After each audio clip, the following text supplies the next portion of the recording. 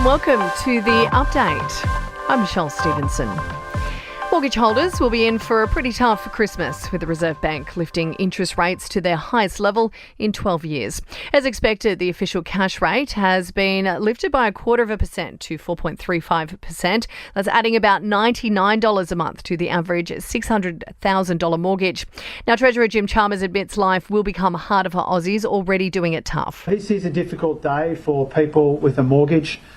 We do understand that Australians are already under substantial pressure in their household budgets, and this will tighten the screws further. While Acting Shadow Treasurer Jane Hume says the government has failed in its election commitment. They promised that they would bring down the cost of living, that they would bring down energy prices, that they would bring down mortgages, and they have failed on every front.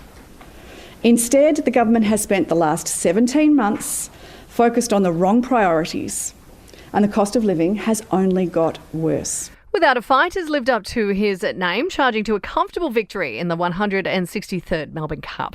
The Irish thoroughbred, trained by Anthony and Sam Friedman, is the first horse in just over 2 decades to claim the Caulfield Cup Melbourne Cup double. Sam telling 10 it was an extraordinary ride. When you go back and watch it, he got him onto the rail from a wide gate, relaxed, switched him off, made a run through, and I was pretty confident probably the 800 he was travelling. He just needed the brakes to come, and the horse is a freak.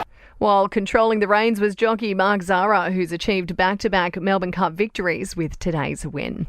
Now, 2 men accused of abandoning dying boys after a crash in Sydney's southwest are now under police guard in hospital. The teenagers, aged 13 and 14, were killed when the car they were in hit a tree, as well as a powerball. The driver and passenger handing themselves into police after fleeing.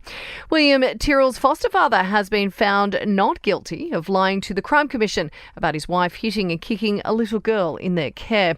A Sydney magistrate today dismissing all 5 counts against the 56-year-old. And Starbucks has turned a profit in Australia for the very first time in 2 decades. It's being put down to younger drinkers' love of iced coffees. Sport and entertainment are next.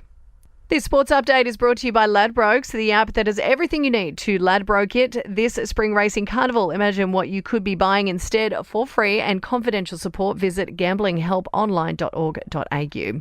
Well, as mentioned, Without a Fight has taken out the Melbourne Cup, edging out Salcombe and Shiraz. Jockey Mark Zara also taking out the double just 2 weeks after winning the Caulfield Cup. In your entertainment news now, and things seem to be heating up with Bradley Cooper and model Gigi Hadid, despite the 20-year age difference, with the pair said to be getting pretty serious. The hot new couple are hanging out every day. Jennifer Lopez has finally given fans a glimpse inside the $60 million mega mansion she shares with hubby Ben Affleck. The singer posting rare photos from inside the lavish property, which is filled with white, silver and gold decor. And Harry and Meghan claim they were snubbed by the palace ahead of the celebrations for King Charles's 75th birthday.